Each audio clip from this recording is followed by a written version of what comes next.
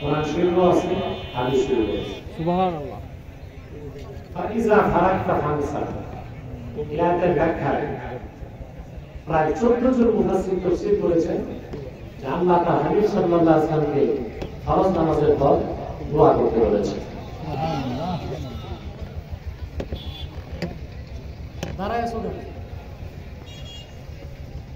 এরপর হাদিস শরীফের বিভিন্ন কিতাবে এসেছে রাসূলুল্লাহ সাল্লাল্লাহু আলাইহি ওয়াসাল্লাম ফরজ নামাজের পর দোয়া করতেন। বুখারী শরীফে এসেছে ফরজ নামাজের পর আল্লাহর হাবিব দোয়া করতেন, আল্লাহুম্মা আনতাস সালাম ওয়া মিনকাস সালাম তাবারাকতা রাব্বানা ওয়া তাআলাইতা ইয়া যাল জালালি ওয়াল ইকরাম। এই দোয়া করতেন। তিরমিজিতে এসেছে সাহাবা কেরাম রাসূলুল্লাহ সাল্লাল্লাহু আলাইহি ওয়াসাল্লামকে জিজ্ঞেস করেছেন, আইয়ু দুআই আসমা, কখন দোয়া জলদি কবুল হবে? আল্লাহ রাসূল বলেছেন, জাওফাল লাইলিল আখির ওয়া দুবুরা সালাওয়াতিল মাকতুবা, ফরজ নামাজের পরে আর গভীর রাতের শেষে দোয়া করলে আল্লাহ দোয়া কবুল করে। এভাবে অসংখ্য হাদিস আছে ফরজ নামাজের পর দোয়া করার পক্ষে। এখন প্রশ্ন হলো, দোয়াটা হাত তুলবো কি তুলবো না, এটা একটা বিষয়। আপনি যদি দোকানে যান, লবণের পোটলা নিতে হাত পাবেন, সাইন নিতেন, চেয়ারম্যান থেকে ডিসিএফ কার্ড নিতেন, দাদা বান্দা হইয়া বান্দার কাছে হাত পাতো ফতুয়া লাগে না, মালিকের কাছে হাত তুলবো কিনা ফতুয়া প্রচুর।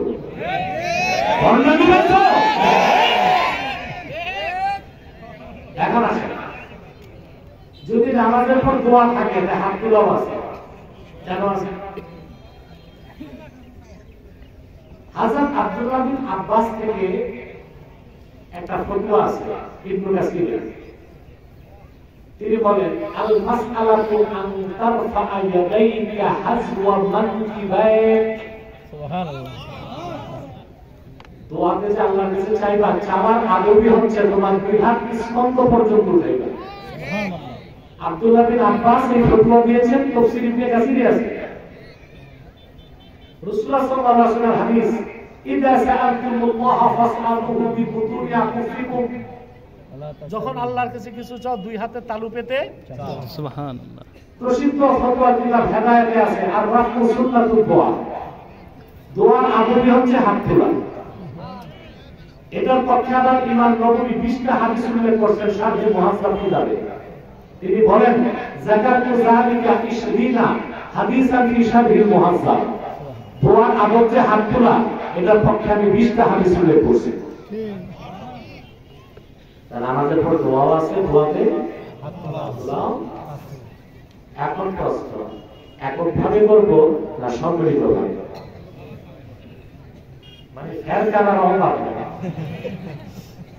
আচ্ছা ভাই, এককভাবে যদি হাত তুলে মুনাজাত করা সুন্নাত প্রমাণিত হয়, মুস্তাহাব প্রমাণিত হয়, এককভাবে সেই কাজটা সম্মিলিত করলে হারাম আর ভেদাত হয়, এটা দলিল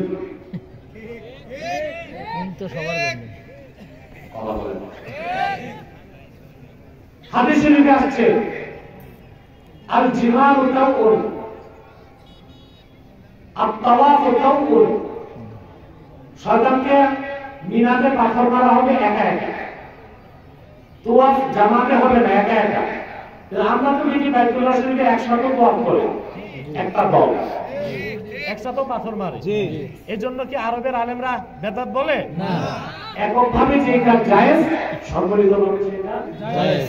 এককভাবে যে কাজ মুস্তাহাব, সম্মিলিতভাবে সেটা কি মুস্তাহাব। যদি সম্মিলিতভাবে কেউ ফরজ ওয়াজিব জরুরি মনে না করে, আমাদের দেশে কি কেউ জরুরি মনে করে না?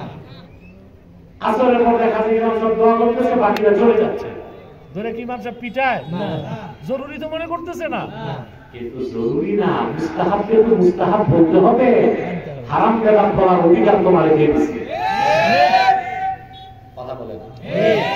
তাহলে আপনারা ফরজ নামাজের পর দোয়া করা হাত তুলে সুন্নাত, আর সম্মিলিতভাবে ফরজ নামাজের পর দোয়া করা মুস্তাহাব।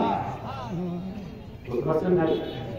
আরেকটা কথা, এখন একটা প্রশ্ন আসে না, টাইম তো চলে গেছে, এখন একটা প্রশ্ন আসে না যে সব দোয়াতে যদি হাত তুলি তো ভাত খাওয়ার পর তো দোয়া আছে,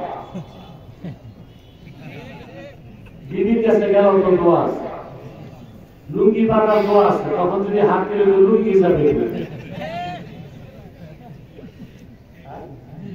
দোয়া দুই প্রকার, একটা মুতাওয়ারিদা আর একটা গায়রু মুতাওয়ারিদা। দোয়া যেটা মুতাওয়ারিদা ওইটা কাল ওয়াজিফা, ওজিফার মতো, জিকিরের মতো, ওইটাতে হাত তোলার দরকার। খাওয়ার পর দোয়া, বিবির কাছে দোয়া, কাপড় পরার দোয়া। আর নামাজের পর দোয়া, আযানের পর দোয়া হচ্ছে কাসওয়াল, কামানজিলাতিস সুয়াল, আল্লাহর কাছে চাইতে হবে, এজন্য হাতও তুলতে হবে। রব্বানা যালামনা আনফুসানা ওয়া ইন লাম তাগফির